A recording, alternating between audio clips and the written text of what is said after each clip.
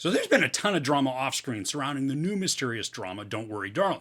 But how is what transpires on the screen? Is it worth checking out? A 1950s housewife living with her husband in a utopian experimental community begins to worry that his glamorous company could be hiding disturbing secrets. So I'm just going to say this right off the bat, I had fun with this and I enjoyed the film.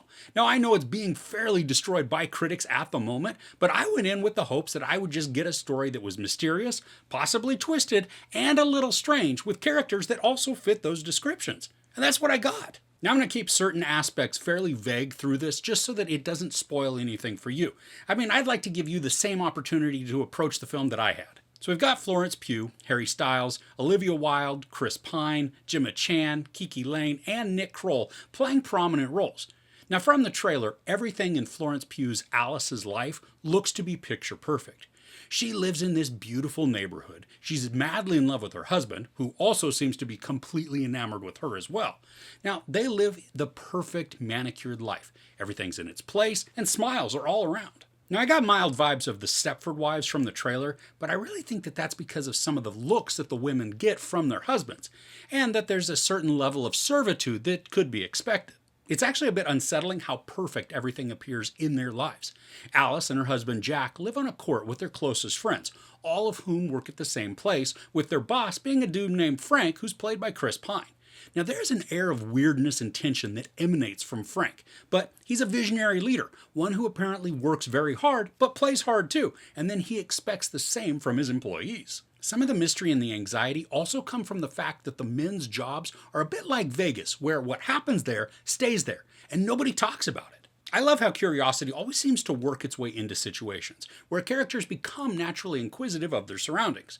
Now, because we pick this up right in the middle of life, it makes sense that after being in this area for a while, a wife might begin to have some questions. I was enamored with the themes that this story explores.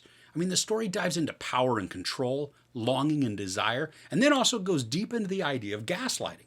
Now from the trailer, we see that Alice thinks she sees or experiences something, but those around her don't share in that experience. So they just tell her she's incorrect. So are they hiding something, or is Alice experiencing some sort of mental fatigue?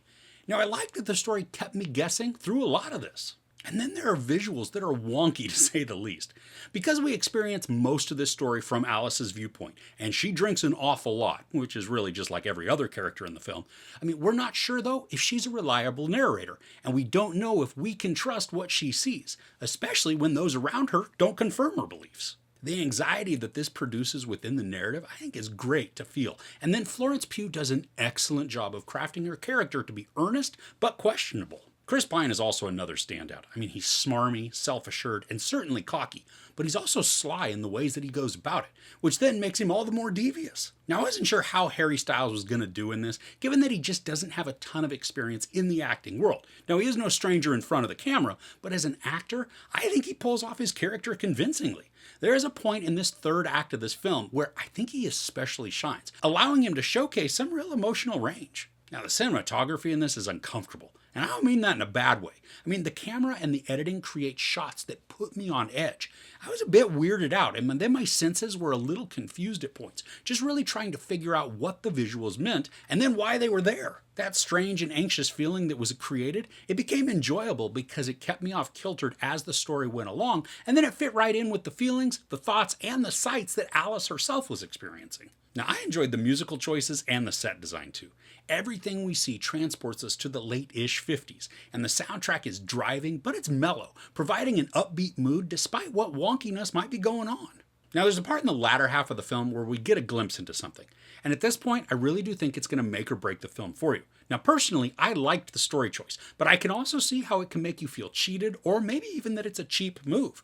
I mean, both reactions are valid, but for me, I appreciated what the narrative did, which then creates the momentum for our climax. I do think the film is a bit long for what the story requires.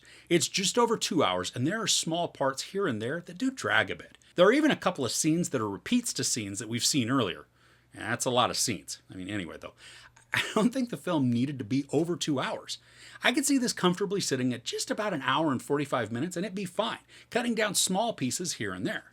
but there are definite areas that should not be touched in the slightest. I mean, there is a dinner scene, and I think that part of it is shown in one of the trailers, but this is incredibly tense and it's anxious. I mean, even the other characters are squirming.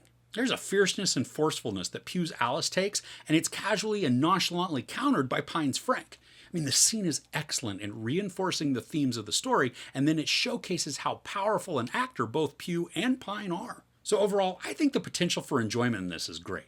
We get wonderful performances, especially with Florence Pugh and Chris Pine, and the story has enough mystery and intrigue that then delivers a payoff that I found to be highly satisfying. The cinematography is beautiful, with editing choices that are designed to fluster our senses to create anxiety and confusion.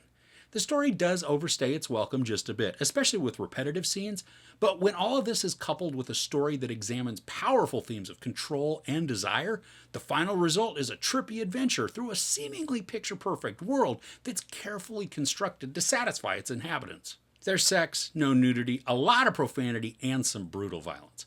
I give Don't Worry Darling 4 out of 5 couches. So how excited are you to see this? Has this been one that you're looking forward to, or did the trailer just not do it for you? Let me know in the comments below.